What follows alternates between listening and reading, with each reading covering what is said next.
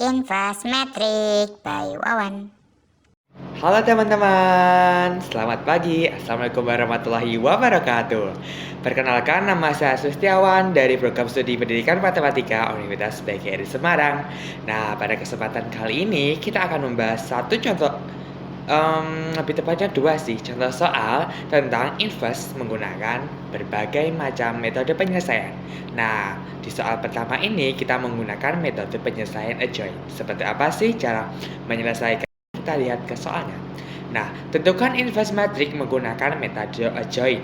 Nah, untuk invest matrixnya sendiri yaitu matriks A dengan baris pertama yaitu 132, baris kedua 2022, baris ketiga yaitu min 2 min 1 0. Nah, bagaimana sih cara menentukan invest matrixnya? Nah, kita sebelum kita menentukan invest matrixnya, kita harus mengetahui nih sifat dari adjoint matrix tersebut. Bagaimana sih untuk matrix invest matrix A menggunakan metode adjoint, kita dapatkan 1 per determinan matrix A tersebut kemudian dikalikan dengan adjoint matrix A. Nah, bagaimana sih cara mencari metode determinan dan juga adjointnya? Mari kita lanjut ke tahap berikutnya. Nah, kita ketahui terlebih dahulu matriks A yaitu 1, 0, min 2, 3, 2, min 1, 2, 2, 0. Kemudian kita cari determinannya teman-teman. Untuk cari determinannya, kalian bisa menggunakan beberapa cara. Misal menggunakan cara Sarus maupun menggunakan reduksi baris. Nah, untuk pada kesempatan kali ini saya menggunakan reduksi baris yaitu eliminasi kofaktor. Nah, gimana sih caranya? Seperti tersebut. Nah, untuk mencari determinan menggunakan eliminasi kofaktor, kita itu harus mereduksi baris maupun kolom dalam matriks tersebut, teman-teman. Nah, pada kesempatan kali ini saya mereduksi yaitu baris pertama. Jadi, nanti baris pertama itu sebagai konstanta A, yaitu A11, A12, dan juga A13. Nah, kemudian kita kalikan dengan kofaktor dari kofaktor 11, kofaktor 12 dan juga kofaktor 13. Nah, kemudian kita tambahkan keseluruhannya. Nah, bagaimana sih cara mencari kofaktornya? Nah, cara mencari kofaktor kita memiliki rumus yaitu min 1 pangkat I ditambah J atau pangkat baris ditambah kolom yang akan direduksi, kemudian ditambah minor dari baris dan juga kolom tersebut. Apa itu sih minor? Minor adalah penyelesaian dari reduksi. Misal nih, kita punya matriks yaitu bentuknya bujus angka 3 kali 3. Nah, kita reduksi menjadi minor yaitu 2 kali 2. Dan cara apa? Tadi kan kita reduksi baris pertama. Nah, baris pertama kemudian direduksi dengan juga kolom pertama untuk C11 yaitu baris pertama, kolom pertama. Nah, setelah kita hilangkan keduanya, maka kita dapatkan minornya yaitu 2, 2, min 1 dan juga 0. Nah, untuk selanjutnya kita juga mencari minor dari 1, 2. Nah, yaitu min 1 dipangkat 1 ditambah 2, kemudian dikali minor 1, 2, yaitu kita hilangkan pada baris pertama, yaitu 1, 3, kemudian dan juga kolom kedua. Nah, kita dapatkan 0 min 2 sama 2, 0. Nah, setelah itu kita tambahkan juga kofaktor dari 1, 3. Nah, kofaktor 1, 3 yaitu min 1 dikali min 1 pangkat baris ditambah kolom. Nah, kemudian kita cari minornya yaitu kita hilangkan pada baris pertama, kolom ketiga. Kita dapatkan 0, 2, min 2 sama min 1. Nah, setelah kita dapatkan minor, maka kita akan kalikan antara konstanta A tadi dengan minornya, yaitu 1 dikali, tadi kan min 1 pangkat 1 ditambah 1, 2, hasilnya positif kan. Nah, 1 dikali 1, terus dikali minornya yaitu 2 min 1, 2, 0, ditambah konstanta A12 yaitu 3, dikali dengan min 1 pangkat 1 ditambah 2 pangkat 3, hasilnya kan tetap negatif. Berarti 3 dikali negatif 1, kemudian dikali minornya yaitu 0, min 2, 2, 0, ditambah konstanta A13 yaitu 2 dikali dengan 1, kemudian dikali minornya juga yaitu 0, min 2, 2 sampai min 1. Nah, kemudian kita jumlahkan, kita cari dari minor tersebut determinan menggunakan metode Sarus. Nah, kalian tahu kan cara mencari determinan menggunakan metode Sarus yaitu order 2 kali 2. Nah, caranya kita kalikan diagonal utama kemudian kita kurangkan dengan diagonal sekundernya. Nah, bagaimana tuh? Diagonal utama adalah diagonal yang sisi miring seperti tersebut. Kemudian dikurangi diagonal sekunder seperti berikut. Nah, hasilnya adalah 1 dikali dengan 2 dikali kosong, 0 sama dengan 0, dikurangi negatif 2 sama dengan 2. Berarti 1 dikali 2 sama dengan 2. Kemudian ditambah konstanta A-nya tadi 3, dikali dengan determinannya yaitu 0 kali 0 sama dengan 0, dikurangi dengan negatif 2 dikali 2 sama dengan negatif 4, berarti 0 dikurangi negatif 4 sama dengan positif 4. 3 dikali positif 4 sama dengan positif 12. Kemudian ditambah lagi 2 dikali 0 dikali negatif 1 sama dengan 0, kemudian dikurangi negatif 2 dikali 2 sama dengan negatif 4. Hasilnya adalah positif 4. Positif 4 dikali 2 sama 8. Nah, kemudian kita jumlahkan yaitu 2 ditambah negatif 12 ditambah 8 sama dengan negatif 2. Itu adalah determinan dari metrik A. Nah, setelah kita dapatkan determinannya, kita cari adjoint dari metrik A tersebut. Bagaimana sih cara mencarinya? Cara mencari adjoint dari metrik A seperti berikut. Nah, kita kan punya metrik A. Kemudian kita juga cari kofaktor dari metrik-metrik tersebut. Nah, tadi kan cuma mereduksi satu baris. Nah, kemudian kalau yang satu ini kita mencari kofaktor dari seluruh elemen tersebut, mulai dari baris 1, baris 2, dan juga baris 3. Nah, per baris tadi nanti kita akan menjadikan itu sebagai hasil dari kofaktor tersebut, kita akan menjadikan itu sebagai adjoint. Nah, kita coba cari kofaktor dari mulai dari baris pertama terlebih dahulu ya. Kita cari kofaktor dari baris pertama, kolom pertama. Seperti tadi, kofaktor baris pertama, kolom pertama, kita hilangkan baris pertama dan juga kolom pertama, dan kemudian kita untuk mencari minornya. Nah, untuk mencari minor kan tadi min 1 pangkat baris ditambah kolom. Nah, kemudian dikalikan dengan minor. Nah, min 1 dikali 1 tambah 1 sama dengan min 1 pangkat 2 kan. Hasilnya kan positif dikali minor 1, 1. Nah, minornya tadi kita udah dapatkan, kita hilangkan baris pertama kolom pertama, yaitu hasilnya 2 min 1, 2, 0. Kemudian kita cari determinan dari tersebut menggunakan sarus seperti tadi. Setelah kita dapatkan yaitu hasilnya adalah positif 2. Nah, kemudian kita juga cari kofaktor 1, 2 menggunakan metode yang sama, yaitu negatif 1 pangkat baris ditambah kolom, kemudian dikali minornya. Nah, hasilnya seperti berikut.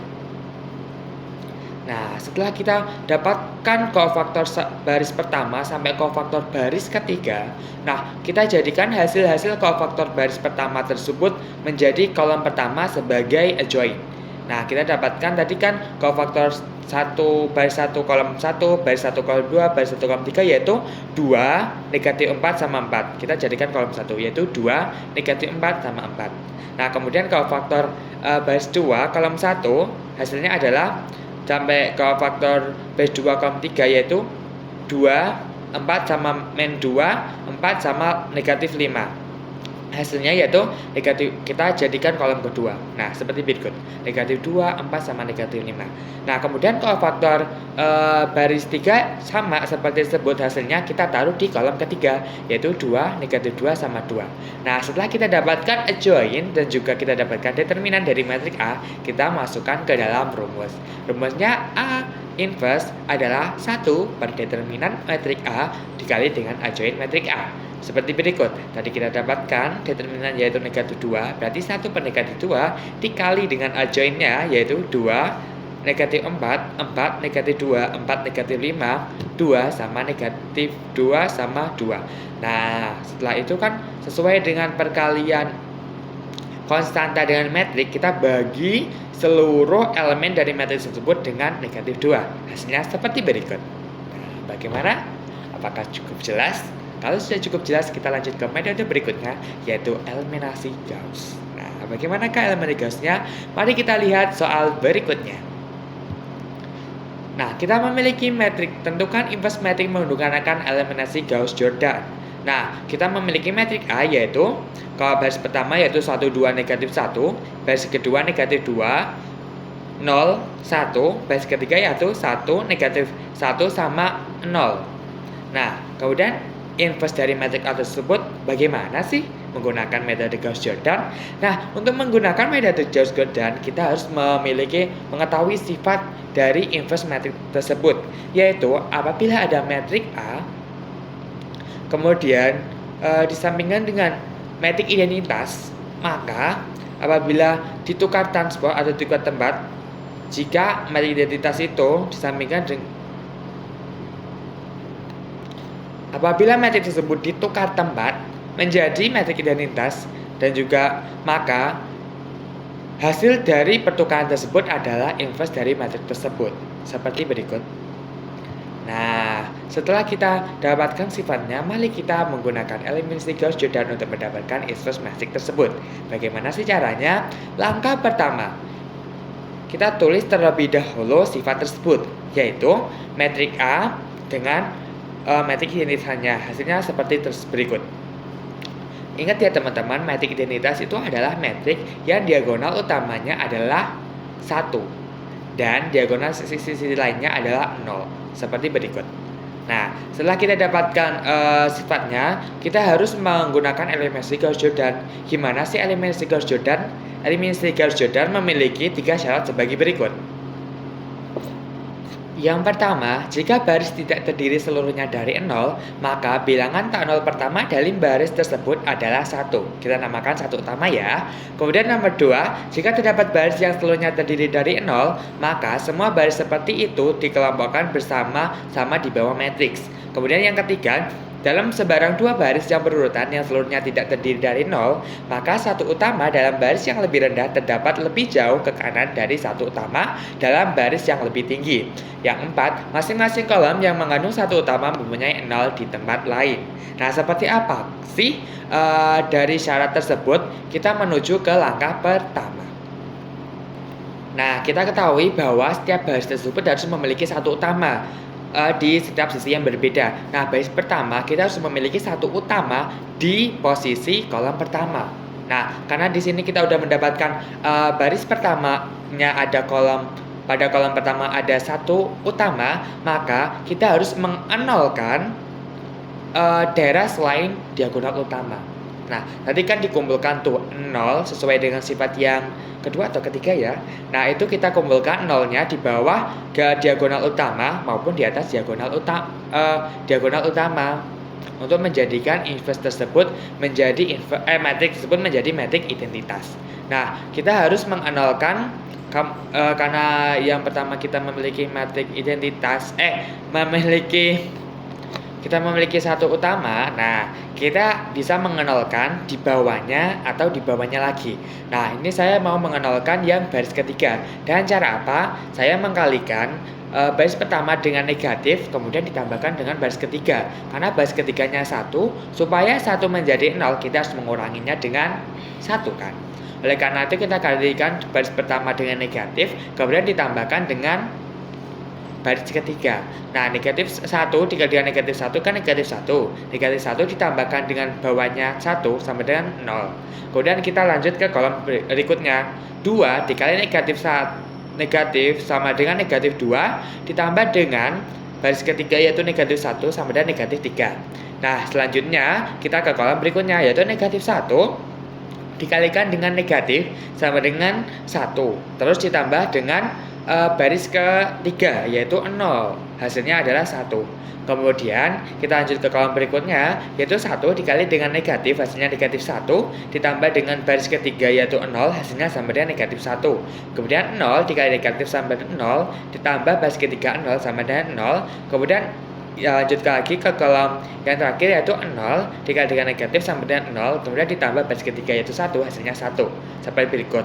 Nah, kita lanjutkan ke tahap berikutnya, mengenolkan di bawah 1 utama yaitu negatif 2 pada baris kedua. Dengan cara apa sih? Dengan cara mengkalikan baris pertama dengan 2 kemudian ditambah dengan baris kedua yaitu negatif 2 supaya hasilnya 0. Nah, kemudian kita kalikan baris pertama dengan 2 kemudian ditambah dengan baris kedua. 1 dikali 2 sama dengan 2 ditambah baris kedua yaitu negatif 2 sama dengan 0. Kemudian kita juga baris pertama 2 dikali dengan 2 sama dengan 4 ditambah baris kedua yaitu 0 sama dengan 4. Negatif 1 dikalikan dengan 2 kemudian ditambah dengan baris kedua 1 sama dengan negatif 1. Kemudian kita lanjut ke kolom berikutnya, 1 dikalikan 2 ditambah dengan baris kedua sama dengan 0, hasilnya adalah 2. Kemudian 0 dikalikan dengan 2 ditambah dengan baris kedua 1, hasilnya 1, kemudian 0 dikalikan dengan 2, 0, ditambah baris kedua 0, hasilnya 0.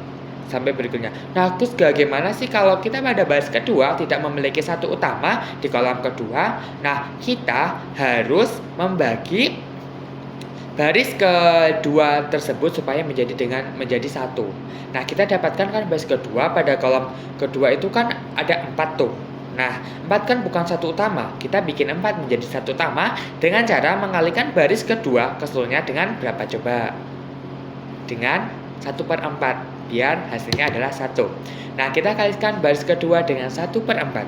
Hasilnya adalah 4 dikali dengan 1/4 adalah 1. Kemudian negatif 1 dikalikan 1/4 hasilnya negatif 1/4. Kemudian 2 dikali dengan 1/4 kan hasilnya 1/2.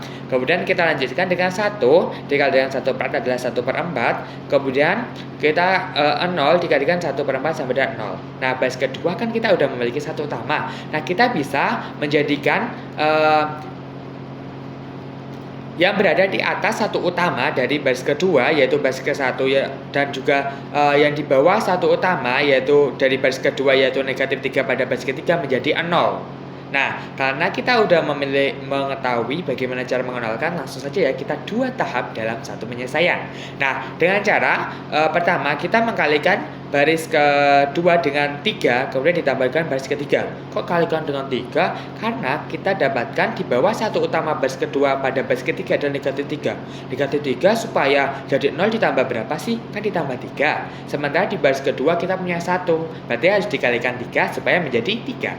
Nah, kemudian kita tahap berikutnya yaitu kita mengalihkan kita peroleh baris pertama di atas satu utama, baris kedua kolom kedua itu kan 2.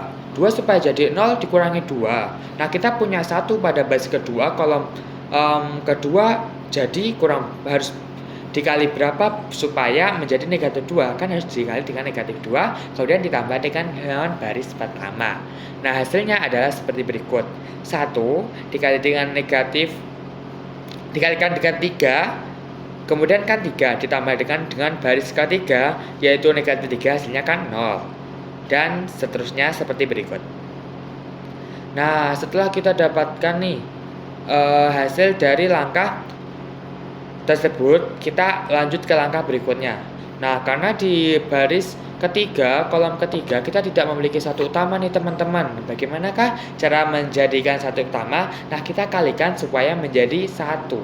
1/4 dikalikan berapa sih supaya menjadi 1?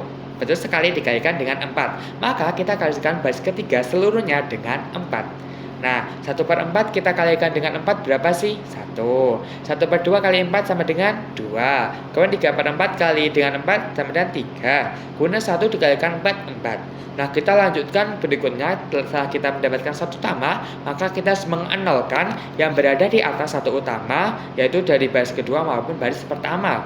Dengan cara kita peroleh pada satu utama di atas baris ketiga adalah minus negatif 1/4. Negatif 1/4 ditambah berapa sih supaya menjadi 0? Betul sekali, ditambah dengan 1/4. Sementara kita memiliki angka 1. 1 dikali berapa supaya menjadi 1/4?